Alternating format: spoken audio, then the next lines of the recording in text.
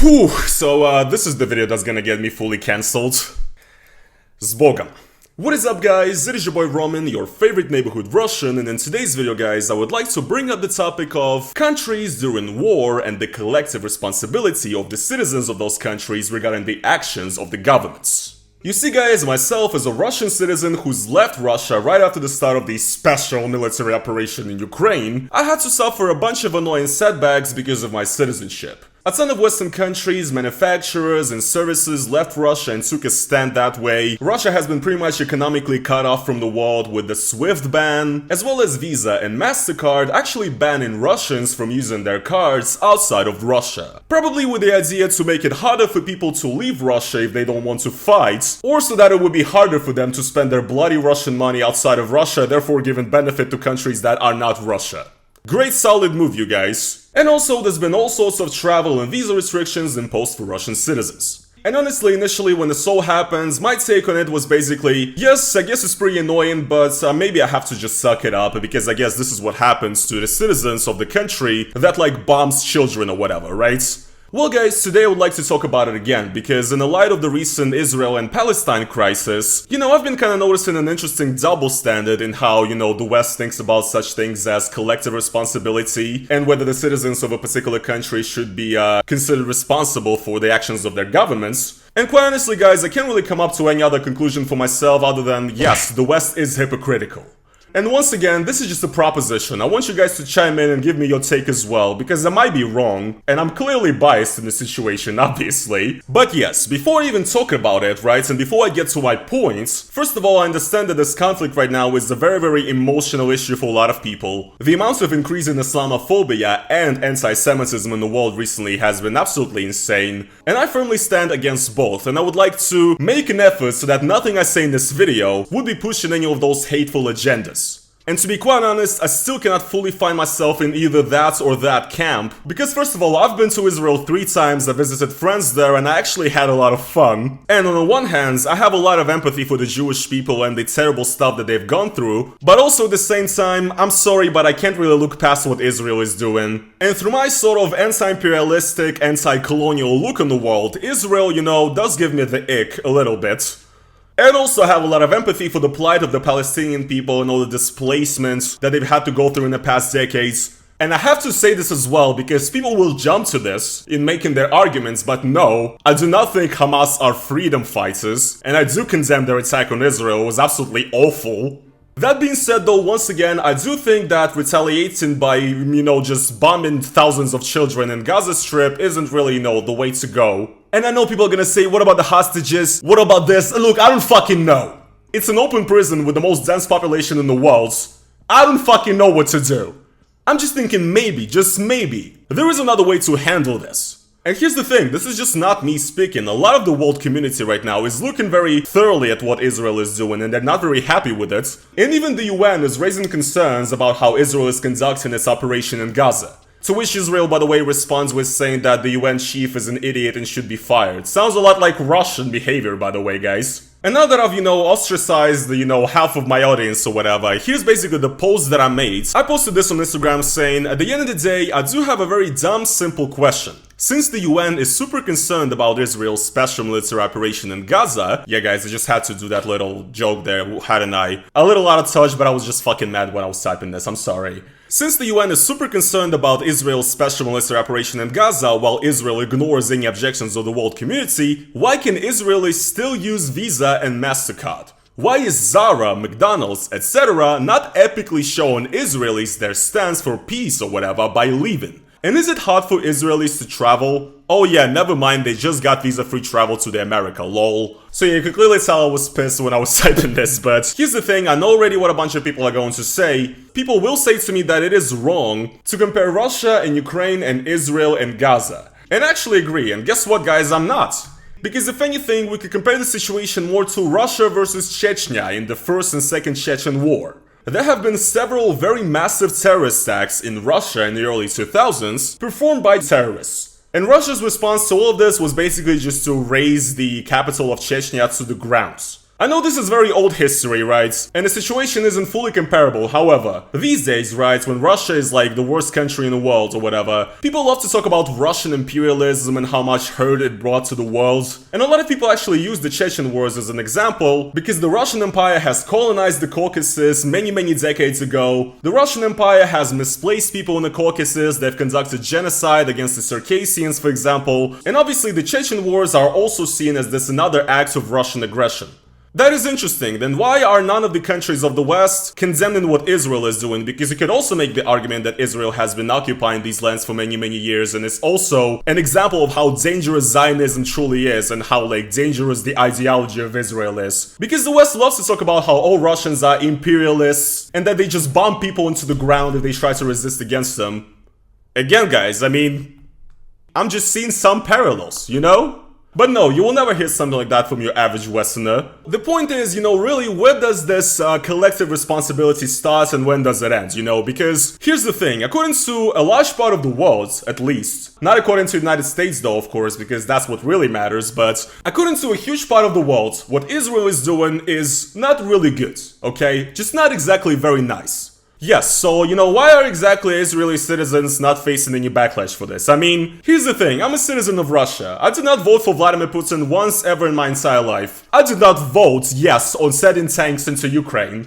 However, my travel abilities are absolutely ass because my passport sucks and like half the world has blocked me anyway because they basically decided to not give out visas to Russians because obviously, once again, all Russians are responsible for what is going on, you guys. Kind of annoying, yes, and also Visa and MasterCards. Russians can no longer use their Russian visas and MasterCards anywhere in the world. Because once again, the logic is that all Russians are responsible, I guess. They're all, you know, silent supporters of Putin or whatever. They're all imperialists. So we should take away their ability to actually leave Russia if they want to. And obviously we should take away their ability to spend that bloody Russian money in our, you know, perfect clean countries. And I understand why that happens. Russia is doing something that's not really great, that is facing a lot of backlash and a lot of criticism from the world community. So yes, my question is, why is Visa and MasterCard not leaving Israel? Why is Zara, McDonald's, I don't know, PlayStation Network, whatever, why are all these companies not leaving Israel in their stance for, you know, humanity and peace and whatever, and because they don't like when children get bombed? I'm not seeing any of it, guys. Here's the thing, I'm not even calling for Israeli citizens to actually get these, you know, pushbacks. And for Israeli citizens to get fucked as much as we did. Because guess what, guys? I'm a human being. And I realize that not every single person in every country is a hive mind that thinks the exact same thing. And also, I don't think that every single human that comes from a particular country is responsible for the leaders of their country, especially if we're talking about an authoritarian dictatorship, which Russia is. By the way, Israel is a democracy last time I checked, so... like, the question really is to me, where does this collective responsibility start and end? Because Russia got cancelled by the entirety of the world. Everybody, just one day, decided that Russia's bad. And fair enough, Russia is bad. The Russian regime and the Russian governments are bad. Are the Russian people bad though? I don't really think so. Is the Israeli government not particularly great? Yeah, but are Israeli people all to blame for this and whatever? No, they're not. You know, I just think these are basic statements. However, you know, it still seems interesting to me that one day the world just decided to basically cancel Russia altogether. That's it, fuck you guys can't even get out of your country, we're banning all the visas, we're banning all the borders, we're also banning your cars so you can't even pay for shit. Because you guys are all responsible for Putin's actions. When we talk about Israel though, I mean, come on guys. It can't be the case that every single Israeli actually agrees with the governments. We have to, you know, think about these people. But those Russians though, fuck them, right? Who cares? Who gives a shit? And by the way, one thing that I do not want to turn this video into is basically like an anti-Semitic dog whistle or something, because no. I'm asking a lot of rhetorical questions here, however, the answer to my question is not Jews control the world or whatever, because I know a bunch of fucking Nazis are coming out in the comments now saying that. I'm not your guy, okay? You can calm down. I don't think Jews rule the world. You can crawl back to where you fucking came from. No, I think what really is going on in the world is just that the majority of governments and politicians in the West, they don't really stand behind their principles. These people might say that they oppose imperialism and colonialism in the world, but at the same time, you know, when Russia does it, it's bad. However, when others do it, it's fine. Because they're on our team. And this is basically just where we at in the world now. These populist politicians in the West, as well as a lot of people in the West, they oppose what Russia is doing in Ukraine because Russia is an imperialistic, xenophobic state. But also a lot of these people seem to be completely unable to look at the Israel conflict through the lens of imperialism and colonialism. But they don't care. They only care when Russia does it because Russia is like in the global south and they're like not on America's side. So yeah, fuck those guys. But actually when we do imperialism and when our guys, do colonialism, it's great.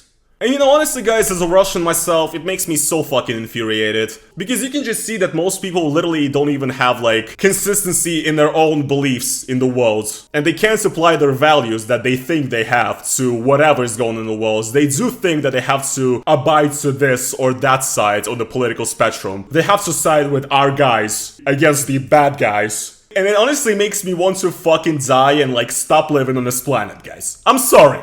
And also guys, by the way, going back to the entire imperialism arguments when it comes to Russia and the discussion about it, I've been seeing a ton of arguments this last 1.5 years basically saying that imperialism is something that's so deep-rooted in the Russian core that's basically like uncurable at this point, so that Russians are like, basically beyond saving, guys. Meanwhile, I guess nobody really wants to talk about Zionism and how, let's be honest guys, Zionism is basically imperialism. Once again, like I said, I do empathize with the Jewish people's struggle and what they had to go through, and I do understand why Jewish people would want a country of their own. However, when Russians say that Ukraine is actually like, their historical ancestral land that actually belongs to them, and that they actually, should have the rights, the historical right to it, that is terrible and unacceptable, which it is. However, when, Jewish people say that they have a unbreakable God-given right to this particular piece of land that another nation doesn't have the right to, well, that's actually epic and base, guys. That's not like the same at all.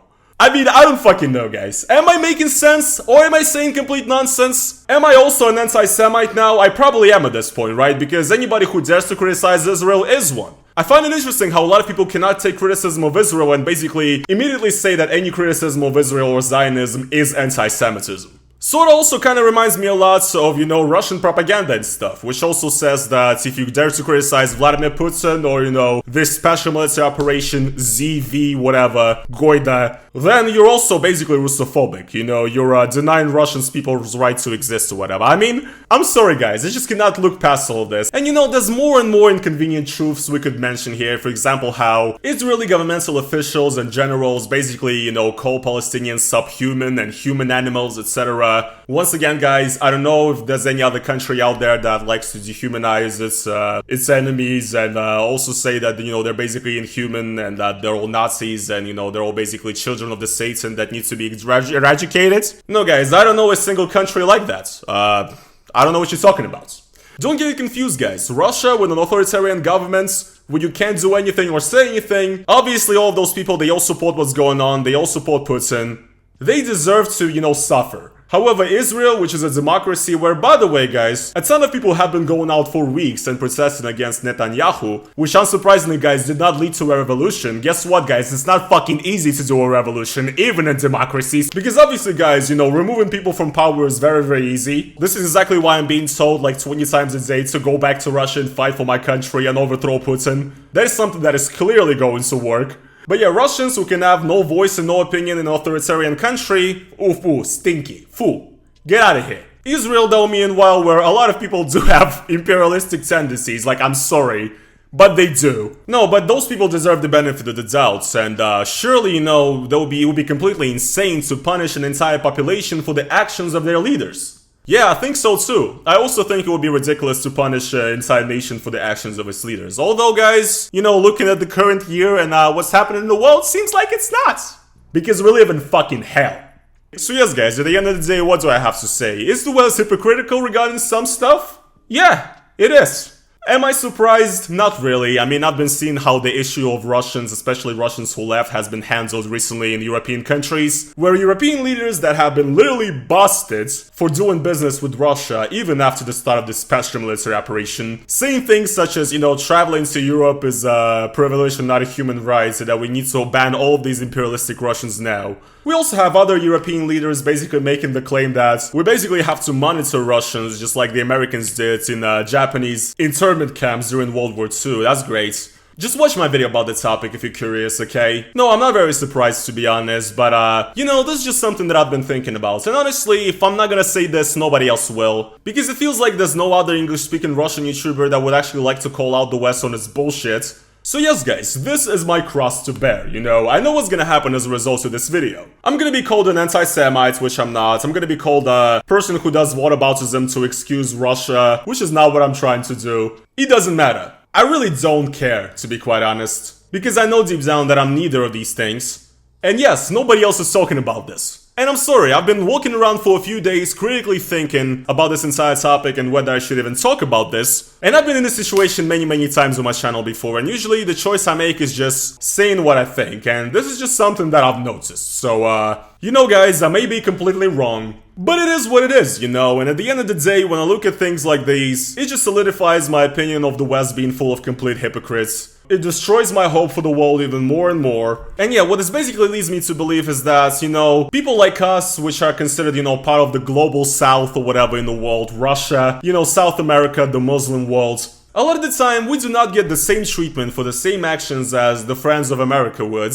And to be quite honest guys, I don't like to be saying this. I don't like to say anything that even remotely sounds like a pro-Russian argument, or something like somebody who's Z will say. But guess what guys, the West and the United States of America are not perfect. And all of us deserve criticism. Anyways guys, let me know what you think down in the comments below, you know, let me know why you unsubscribes, and hopefully you did find something interesting in this video, even if you disagree with me. And yeah, I will see you guys in the next one. Peace.